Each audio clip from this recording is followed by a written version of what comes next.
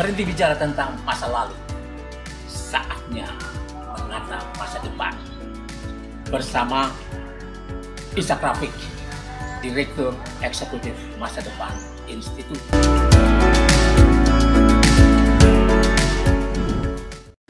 Assalamualaikum warahmatullahi wabarakatuh. Saudara-saudara sekalian, kita jumpa lagi.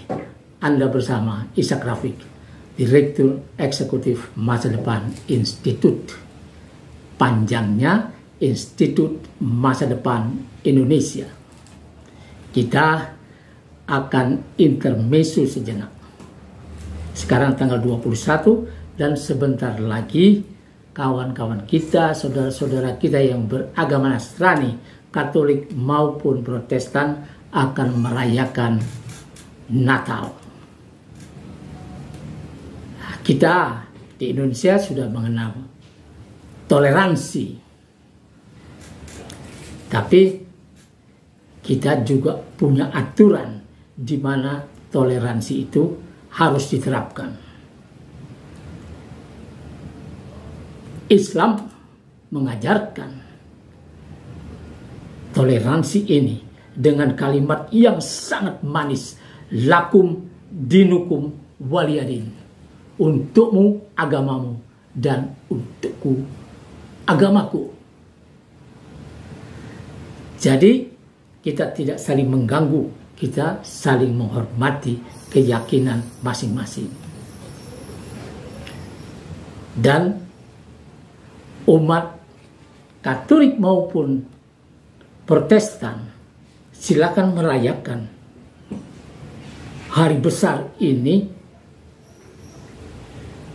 dengan sakral di gereja,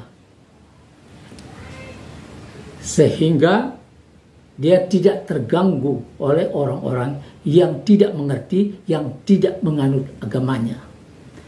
Tanpa kehadiran orang-orang beragama lain, orang-orang Muslim, orang-orang Hindu, orang-orang Buddha, orang-orang Konghucu dan lain-lain, Natal tetap akan berjalan.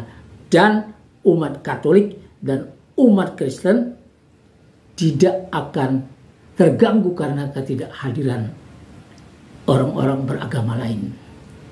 Tapi kalau secara kekeluargaan kemudian habis Natalan, mau bagi-bagi kue, mau bagi-bagi makanan, asal bukan yang haram, boleh-boleh saja.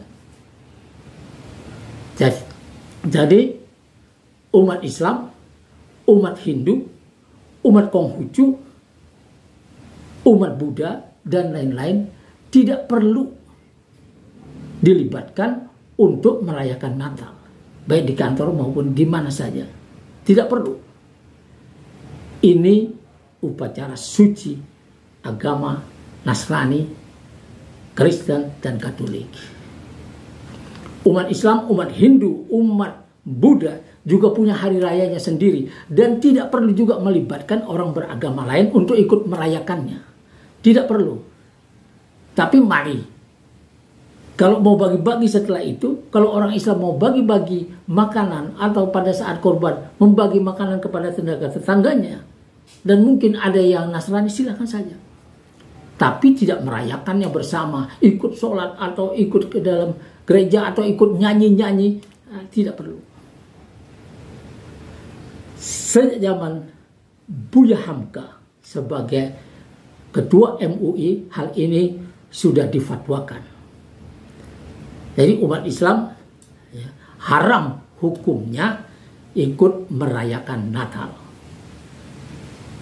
Tapi umat kita ini umat yang sebagian besar bisa awam terus sampai umur 30, sampai umur 30, 40, 50, 60, 70, bahkan 80 masih awam dalam ajaran agamanya sendiri. Dan ini tidak boleh dibiarkan, harus belajar.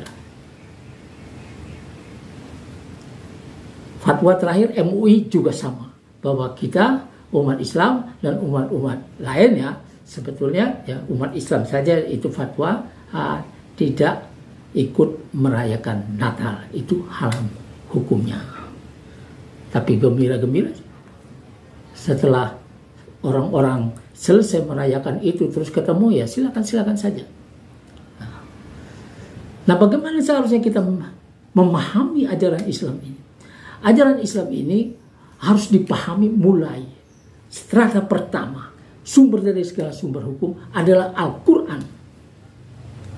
Maka umat Islam harus mempelajari Al-Quran lebih dulu, baca Quran itu, Qurannya, ayatnya, artinya, kalau kita tidak mengerti bahasa Arab. Sekarang sarananya sudah cukup tersedia secara teknologis. Jadi kita bisa belajar membaca Al-Quran lewat YouTube. Dan kita bisa membaca Quran dengan benar, mengikutinya di YouTube. Mau irama ziharkah atau irama yang manapun bisa. Juga bisa diperdengarkan sama terjemahannya. Jadi memahami Al-Quran menjadi lebih gampang pada zaman ini. Yang kedua, untuk memahami Islam, orang harus membuka sunnah Nabi, sirah Nabi. Sunnah ini adalah perbuatan Nabi, perkataan Nabi, dan hal-hal yang disetujui Nabi, meskipun misalnya tanpa komentar. Jadi inilah sunnah. Nah, kita untuk memahami Islam, hal-hal yang teknis, kita harus membuka sirah Nabi. Ini. Kemudian di bawah itu kita ketemu dengan sejarah para sahabat, generasi pertama yang dibangun, yang dididik dengan Quran dan Sunnah. Bagaimana mereka menghadapi ketika suatu ayat tentang jilbab misalnya, atau tentang zakat, tentang sedekah dan lain sebagainya. Bagaimana sikap mereka ketika ayat itu disampaikan kepada Nabi. Itulah yang kita tiru. Di bawah itu baru kita ketemu dengan generasi setelah sahabat dan setelahnya. Lalu kita akan ketemu dengan tulisan-tulisan orang-orang yang menulis dengan darah ulama, dengan darah syahid dan tinta ulama. Inilah orang-orang macam Murtaza Mutahari, Ali Syariati, Sayyid Qutb, Hasan al-Banna, Maududi, Muhammad Iqbal, Muhammad Bakir Sadr yang menulis ekonomi Islam, dan lain-lain. Orang-orang macam inilah yang jadi tumpuan. Setelah itu kita baru akan ketemu dengan tulisan orang-orang yang sembarangan aja, orang-orang yang dari perguruan tinggi yang mencoba memahami Islam. Kadang-kadang sampai kepada kebenaran, kadang-kadang tambah kacau balau. Dan orang-orang yang di dalam hatinya ada penyakit.